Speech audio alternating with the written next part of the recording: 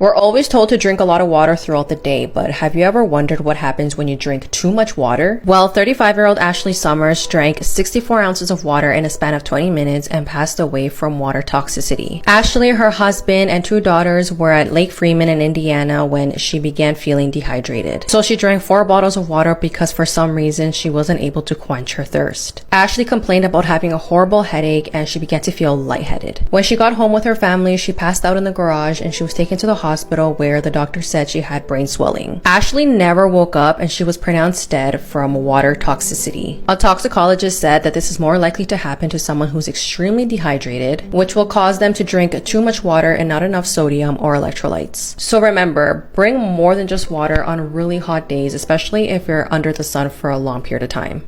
This daycare owner shot her husband twice after she found this out. Shantiri Weems and her husband James owned this daycare called Kids Castle. On July 2022, a woman whose child was attending Kids Castle approached Shantiri and told her that her daughter was being molested by James. Shantiri lost it, and in that moment, she made her way to a hotel in Washington, D.C. where James was staying at and shot him in the neck and thigh. Shantiri admits that her intentions were to paralyze James because she was just so angry. Keep in mind, Shantiri loved kids and her job, and she wanted this daycare to be something where kids felt like they were safe. And she said after seeing the pain in this mother's face, she snapped. James had contact with 93 children and most of them rode on the daycare bus with him, which is where most of the abuse happened. And this story only gets more disturbing. James was also a retired Baltimore police officer. But ultimately, Shantiri was sentenced to 4 years in prison, and the judge said that she should have never taken the law into her own hands. James, on the other hand, faces 30 counts of child sexual abuse and assault charges.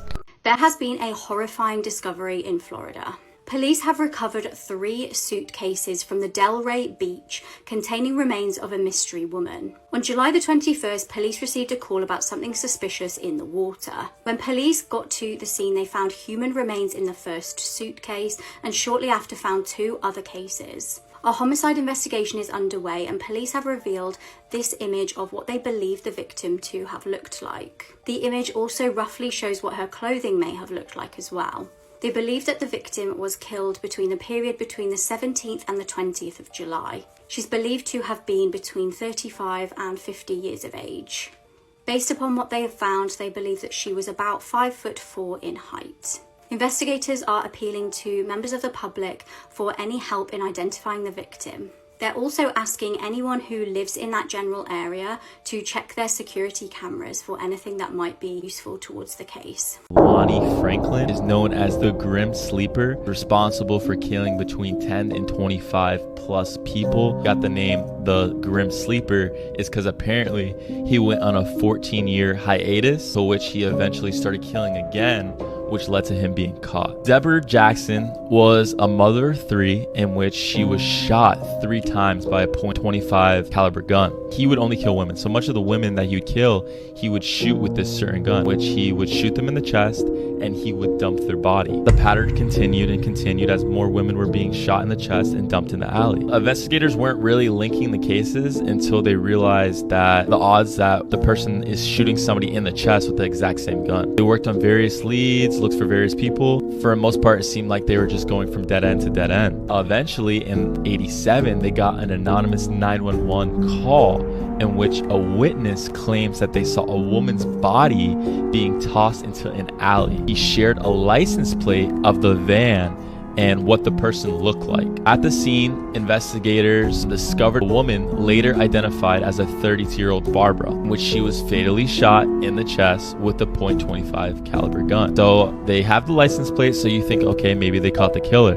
So the detectives traced the license plate to a van that is at a church, where the keys to the vehicle are very easily accessible to almost anyone.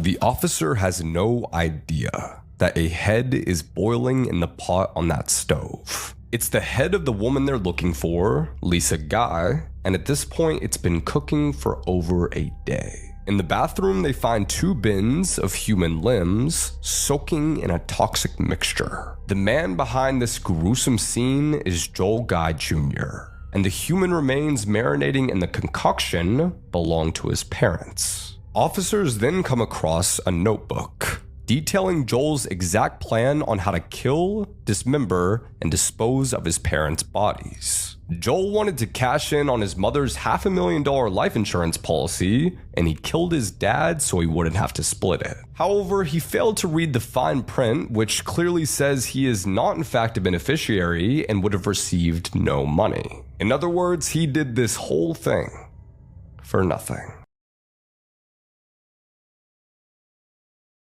The most disgusting case. Nostalgic Ike.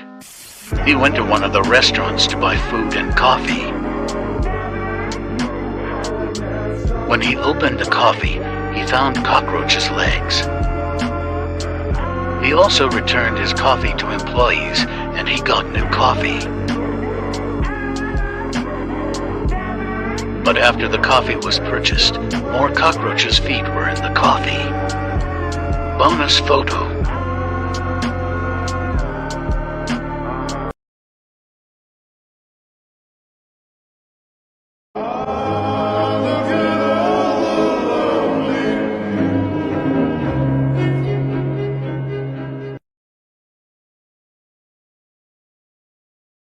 Here's the second part of the body cam footage of Chad Dorman, the monster, the so-called father, who unalived his 3 sons in a way that I cannot even describe on here. But before I show you the video, the cop and the way he reacts in this video and how he talks to the suspect is 100% how I would talk to him. Just a little. They're all being advised to conflict, requested 2 additional medics. There's also aircraft flying, but they need an LV, the medic copy. Yes.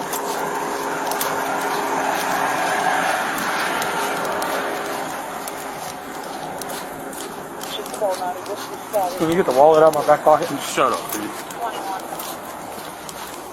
You have the right to remain silent and fucking use it. Yes, sir. Take the call, I'm on the monster now.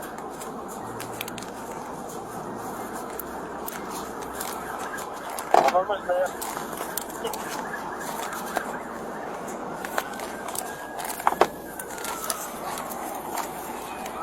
Yeah, 9 is where Chief and Captain's away. 21.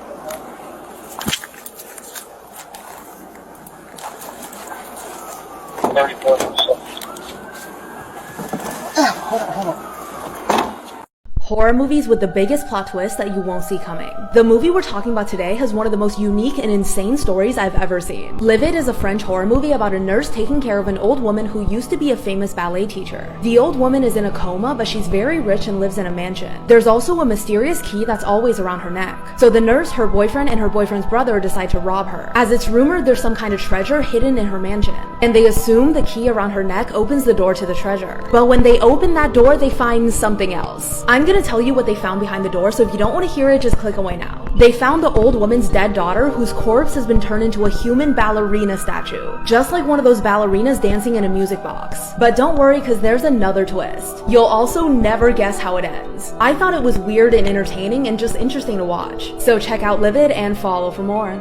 Earlier this week, a lifeguard in Malibu, California opened up a barrel that was on the beach only to find a body inside, and now a homicide investigation is underway. This past Sunday, a maintenance worker at the Malibu Lagoon State Beach saw a black plastic barrel floating in the lagoon and brought it in with a kayak. He didn't open it at the time, but the next morning, a lifeguard on duty spotted the same barrel back out in the lagoon. He swam out and brought it back into the beach, and when he noticed how heavy it was, he opened it to see what was inside. And that's when he found a man's body. The origin of the barrel is unclear, but it's possible that it was brought in with the tide from the ocean. The man's identity has still yet to be remained as well, and homicide detectives are now investigating and have not released many details. However, they did note that the foot did not look very decomposed, indicating that the body may have not been in there very long. Investigators are also looking into security footage in the area to try to determine where the barrel may have come from and who may have disposed of it. Like I said, they have yet to identify the remains, and the investigation is ongoing. But this is just so eerie, and I hope they can figure it out quickly.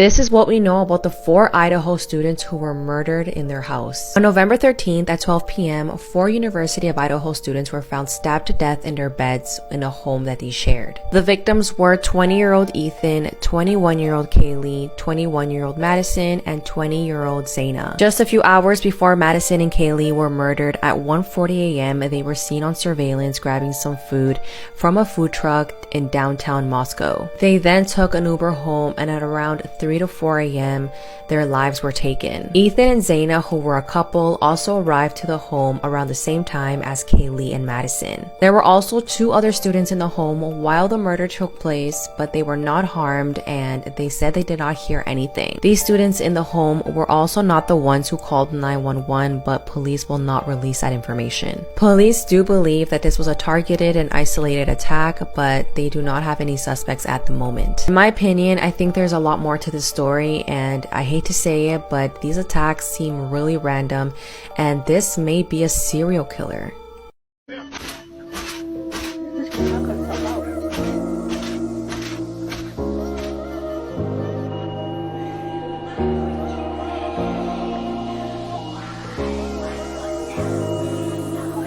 Sitting in my red dress, waiting at the bar. I know that I am running out of favors, but can you pick me up? I could catch a bus, but I'd rather be in your car. I just want somebody I could talk to before I fall apart. I'm in need of a shoulder. I got things to get over. Do you mind? Just stay a while. I could use some attention, any kind of affection. I don't mind. Just stay a while. I got room for 2.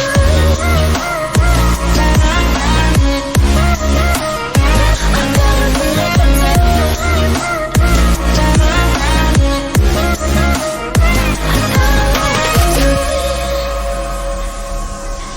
I'm running from my habits like I'm in a race. This is why we should be careful on dating apps.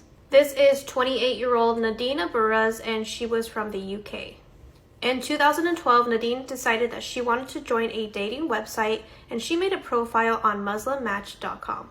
On this website, she met Sami Al-Mahari, and he was posing as a millionaire from the United States. The relationship grew quickly and became very intense. Since Nadine was in the UK and Sami was in the United States, they started a long-distance relationship, and they would be seen talking on the phone for hours until the early morning. In 2013, they ended up meeting for the first time, and later on, Nadine realized that he was lying about his occupation, and he wasn't actually a millionaire, he was a taxi driver.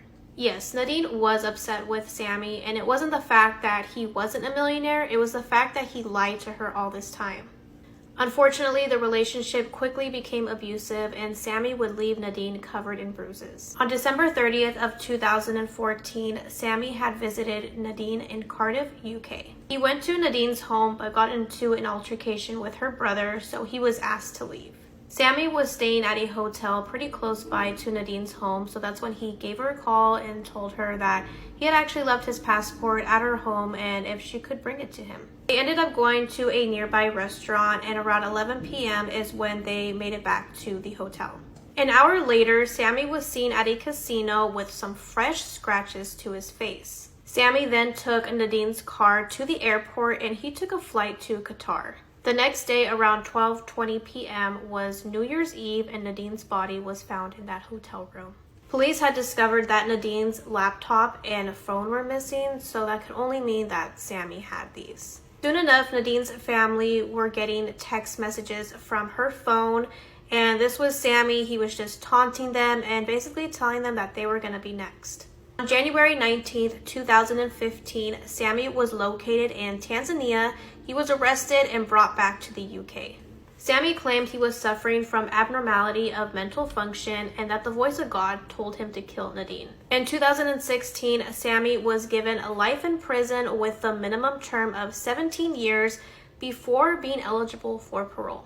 If I didn't know this was a true crime case, I would think it was a disturbing horror film. On the morning of the 7th of October 2022, a barefoot woman was running around Excelsior Springs, Missouri, bashing on people's doors. Witnesses describe her looking like she came straight from a horror film and she was calling for help.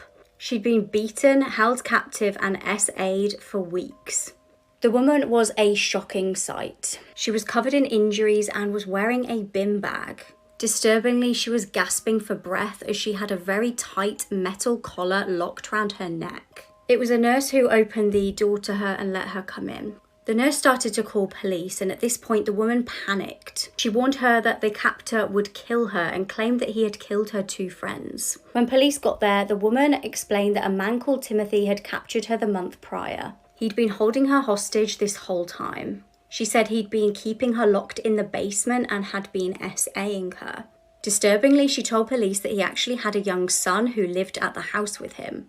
When Timothy had taken his young son to school the one day, she used it as her opportunity to escape. Police made their way to the home of 39-year-old Timothy Haslett Jr. and found the property did in fact have a basement like the woman described. Timothy was arrested and is facing 9 charges including first-degree kidnapping. He's being held on a $3 million bond and faces 5 life sentences. Before his arrest, police were actually called to his address 3 times. Twice they were asked to do welfare checks, and this was from an employer and also family members. Police have searched his home with cadaver dogs and they haven't yet released what they know.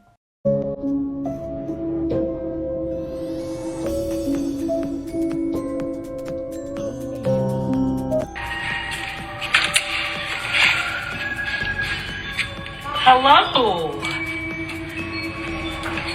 She wants to come to the sun.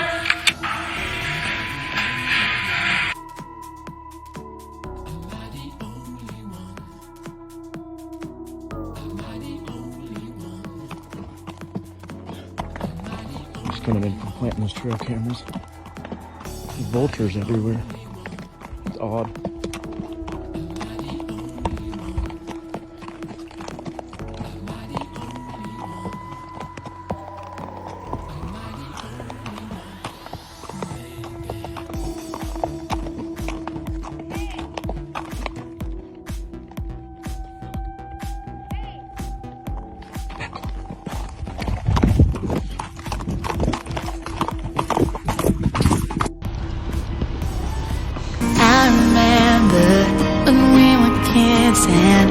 We'd sneak out with your parents' vodka, laying grass fields, watch shooting stars.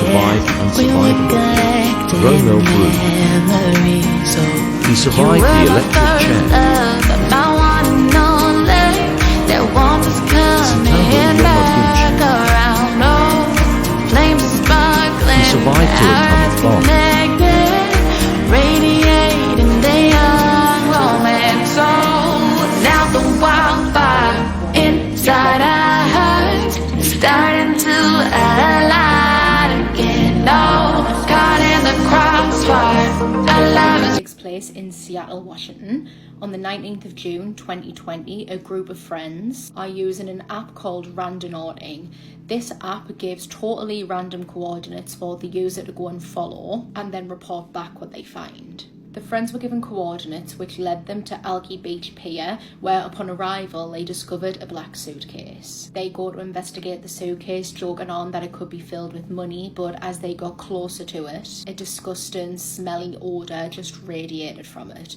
When they opened the suitcase, it amplified and they described the smell as overwhelming. Upon opening the suitcase, they found that it was not filled with money. However, it did have several things inside that were wrapped up in bin bags. One of the teenagers, being very responsible, decided to call the police and report the findings. When officers arrived, they almost immediately cordoned off the area and asked everyone to leave.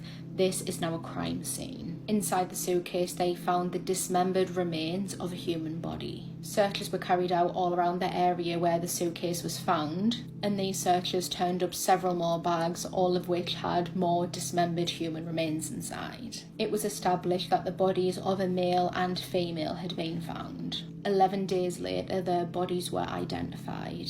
They had found 27-year-old Austin Wenner and 35-year-old Jessica Lewis. It was determined that both Austin and Jessica had been victims of a beating before being fatally shot. Austin had been shot 7 times and Jessica had been shot once. It was estimated that they had died 10 days prior to being found. Jessica was a mother of 4 who worked caring for disabled adults, and this just reflected the type of person she was. She was described as kind, caring, and just a ray of sunshine. She and Austin had been in a happy relationship for around 8 years, and although her 4 children were not fathered by him, he still loved them and he brought them up as if they were his own. Austin was someone who had a big heart and a love for the outdoors. He loved all things camping, dogs, trucks, country music. They lived together in a room that they rented off of 63-year-old Michael Dudley, and it was in this house that they were last seen alive.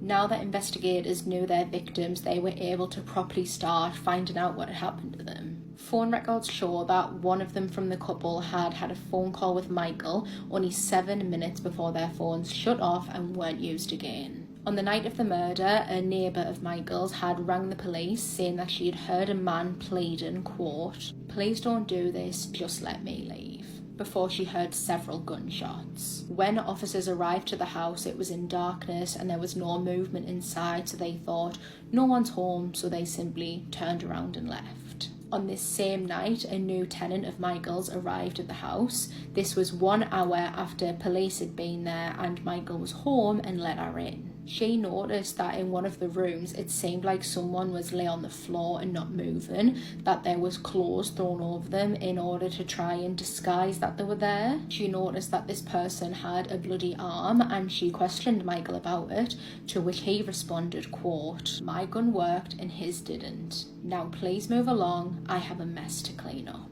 She also noted that his glasses were broken and it looked like he had fresh scratch marks on him. On the 19th of August, Michael is arrested and his house is searched.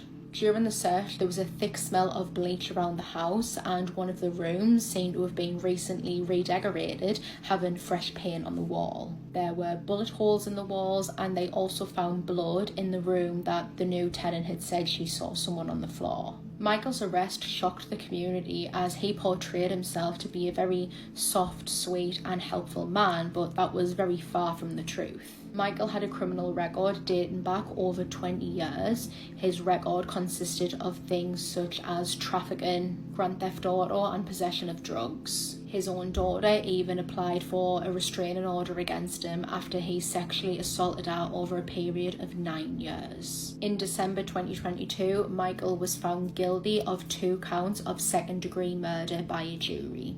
The jury took only 1.5 days to deliberate. It's believed that Michael had murdered Austin and Jessica because they couldn't afford their rent for the next month, and they were paying $1,500 in rent just for one room. He was clearly very much taking advantage of them. Only last week, on the 8th of April, Michael was handed a 46-year sentence.